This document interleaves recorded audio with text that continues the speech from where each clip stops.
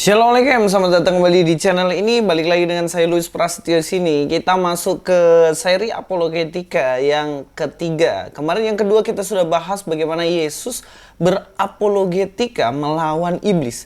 Kali ini Yesus akan berapologetika menjawab keraguan dari Yohanes Pembaptis dan para muridnya. Keraguan tentang dirinya. Apakah Yesus ini benar-benar Mesias atau bukan?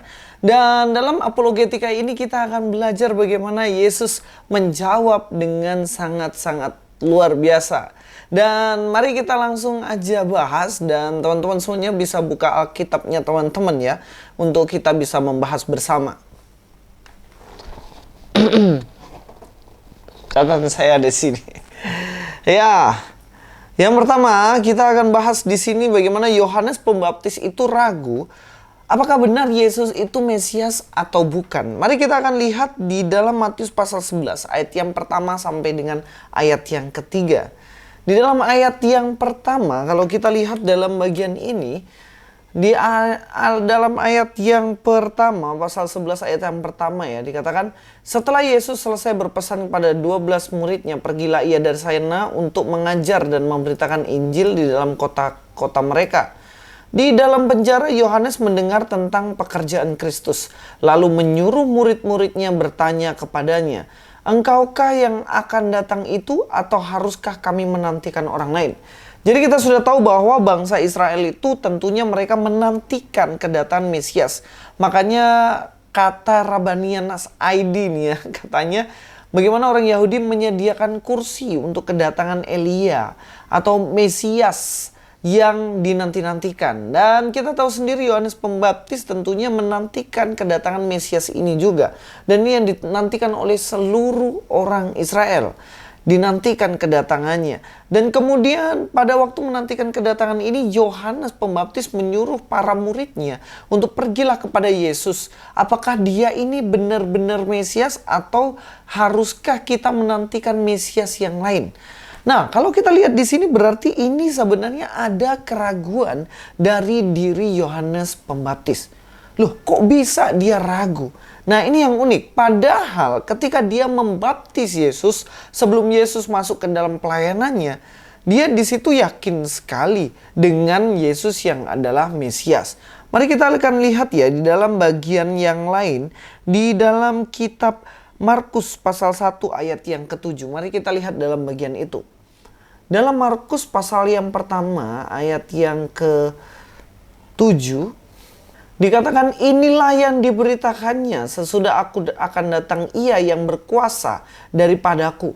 Di sini Yohanes Pembaptis menyatakan bagaimana setelah ini akan ada orang yang datang yang lebih berkuasa daripadaku. Berarti dia meyakini bahwa ada otoritas lebih besar dari dirinya. Kalau Yohanes Pembaptis adalah seorang nabi, maka otoritas yang lebih tinggi dari dia adalah Tuhan, dan juga jelas itu Mesias seperti yang dinubuatkan dalam Perjanjian Lama. Nah, di sini dia tahu betul bahwa sesudah aku akan datang ia yang lebih berkuasa daripadaku. Bahkan dikatakan membungkuk dan membuka talinya, kasutnya pun aku tidak layak. Bayangin aja kalau sampai ada seorang nabi mengatakan membuka tali kasutnya aja nggak layak. Tentunya orang ini adalah orang yang benar-benar berkuasa atas dirinya. Ya, tentunya di sini Mesias. Dikatakan ayat 8, aku membaptis kamu dengan air, tetapi ia akan membaptis kamu dengan Roh Kudus. Pada waktu itu datanglah Yesus dari Nazaret di tanah Galilea, dan ia dibaptis di sungai Yordan oleh Yohanes. Ya, jadi kalau kita lihat di sini tentunya sudah pasti apa yang dikatakan oleh Yohanes Pembaptis, bahwa yang datang setelahnya yaitu Yesus itu jelas dia adalah Mesias. Dalam Markus pasal 1 ayat 7, Yohanes Pembaptis begitu dengan yakinnya mempercayai bahwa Yesus inilah sang Mesias itu. Tetapi uniknya dan jadi masalah, ternyata dia ragu. Terbukti dari mana? Terbukti Yohanes Pembaptis mengutus para muridnya untuk pergi kamu datangi Yesus, tanyain apakah dia benar Mesias atau bukan. Nah, tentunya keraguan-keraguan semacam ini banyak ya. Tidak hanya dalam kalangan Kristen, kadang-kadang ragu benar apa enggak. Tetapi orang-orang yang udah mualaf itu, Mereka ragu bahwa Yesus itu benar-benar Mesias.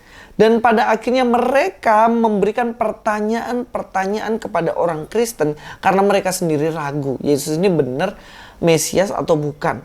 Makanya kita selalu tanyain, mana buktinya Yesus mengatakan bahwa dirinya Tuhan dan minta disembah?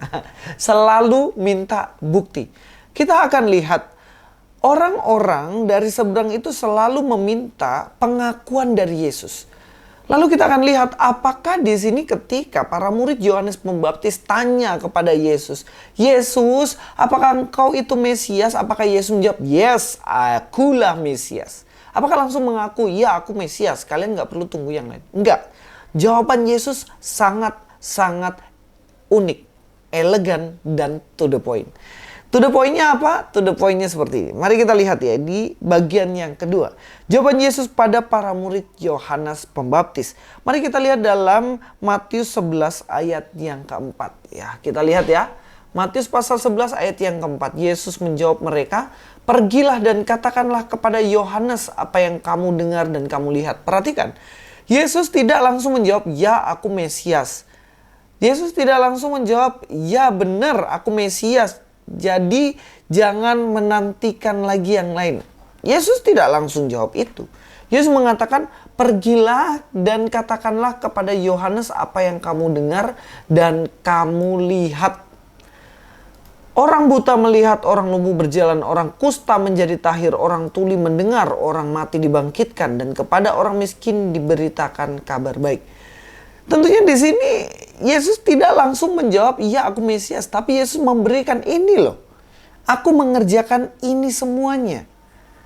Pulang katakan pada Yohanes Pembaptis. Nah di sini Yesus ingin Yohanes Pembaptis yang tahu betul ciri-ciri Mesias, tanda-tanda Mesias. Maka dia akan narik kesimpulan, oh benar, Yesus ini Mesias. Terbukti dari apa yang telah ia perbuat.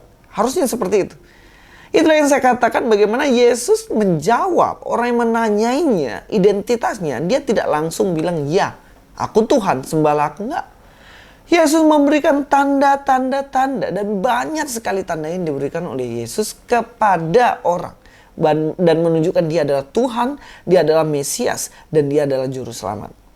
Ya, sebenarnya kenapa kok Yesus menjawab sesuai dengan tanda-tanda ini? Karena ini sebenarnya penggenapan atau nubuatan. Nubuatan dari perjanjian lama tentang Mesias dan Yesuslah penggenapannya. Kita lihat dalam Yesaya 35 ayat 4-5. Dalam Yesaya 35 ayat 4-5 dikatakan, katakanlah kepada orang-orang yang tawar hati, kuatkanlah hati, janganlah takut. Lihatlah Allahmu akan datang dengan pembalasan dan dengan ganjaran Allah. Ia sendiri datang menyelamatkan kamu. Pada waktu itu mata orang-orang buta akan dicelikkan ya. Lihat ya. Ketika Allah datang menyelamatkan manusia, pada waktu itu orang-orang buta akan dicelikkan dan telinga orang-orang tuli akan dibuka. Pada waktu itu orang lumpuh akan melompat seperti rusa dan mulut orang bisu akan bersorak-sorai sebab mata air memancar di padang gurun dan sungai di padang belantara dan seterusnya. Dari sini udah jelas bagaimana Yesus menggenapi dari Yesaya 35 ayat 4 dan sampai dengan ayat yang ke-6. Di mana ini loh ciri-ciri yang aku bisa berikan ke kamu Yohanes Pembaptis. Apa yang ku perbuat ini penggenapan di situ. Jadi ngapain lu tanya lagi, saya ini Mesias atau bukan? Kan gitu. Tetapi yang unik, apologetika Yesus tidak langsung menjawab, ya aku. Tetapi dikatakan, aku seperti ini, menurutmu gimana? Nah, inilah yang penting. Yesaya 61 ayat 1 lagi.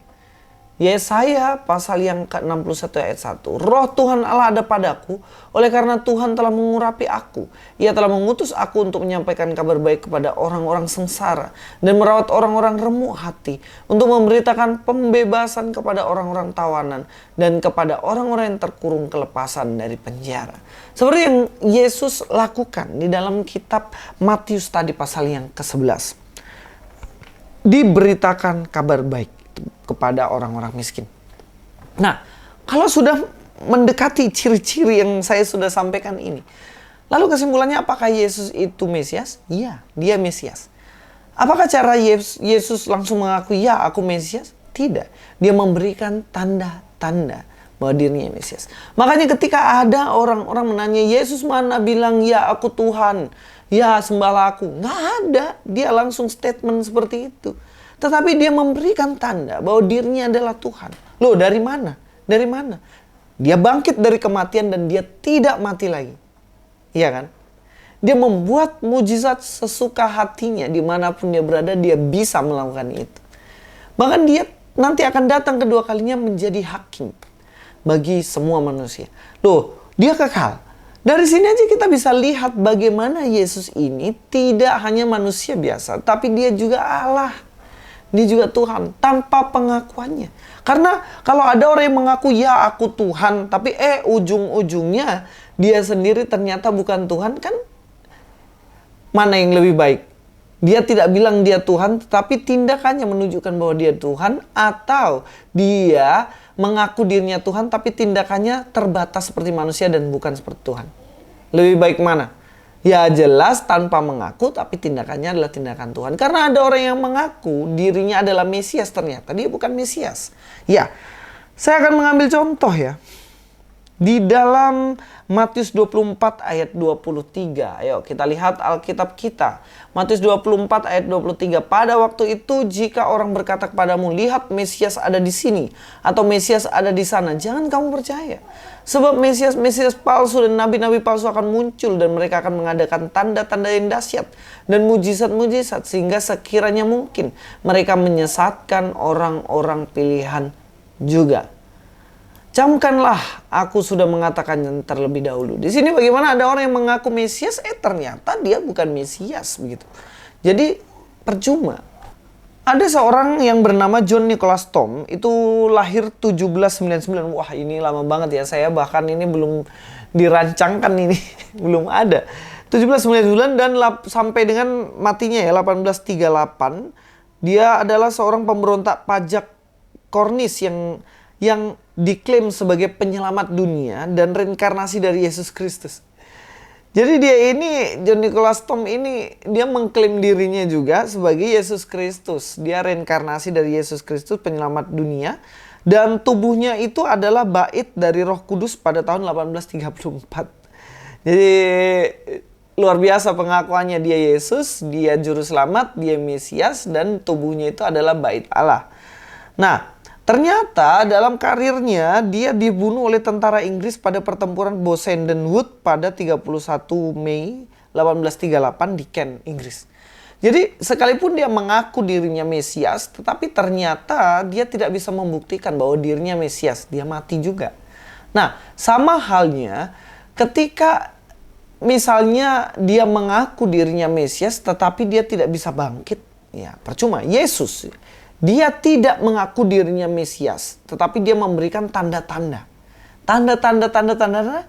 Dan dia sebenarnya bukan tidak mengaku, dia juga bilang bahwa dirinya itu adalah Mesias. Tetapi dia tidak menjawab secara langsung apa yang jadi pertanyaan dari para murid Yohanes Pembaptis. Tetapi ketika dia mati, dia bangkit. Dia tidak mati lagi setelah kebangkitannya. Nah, tetapi ini tadi ya, John Nicholas Tom, ternyata dia ngaku Mesias, ketika mati dia nggak bangkit lagi. Gitu. Jadi dari sini apologetika Yesus justru tepat sasaran. Sebenarnya kalau orang meminta bukti pengakuan, nggak perlu pengakuan, tetapi perlu pembuktian. Banyak orang yang ngaku dirinya ganteng, tapi bisa buktikan nggak dirinya ganteng? Kan gitu guys. Ya, inilah seri pembelajaran kita. Kita belajar apologetika di seri yang kedua ya. Ketiga. Yang kedua sudah, yang belum nonton seri keduanya silakan nonton. Di situ saya sudah kasih kode 002. Ini 003 seri apologetika. Ya teman-teman, mudah-mudahan dari sini kita belajar bagaimana sebenarnya berapologetika nggak cuma kita saat ini, tapi Yesus pun dia berapologetika, menjawab semua keraguan orang, menjawab semua tantangan orang yang ada pada zaman itu. Saya akan masih terus melanjutkan dalam seri apologetika di selanjutnya, dan sampai ketemu dalam video selanjutnya. Luis Prasetyo sini. God be with you all.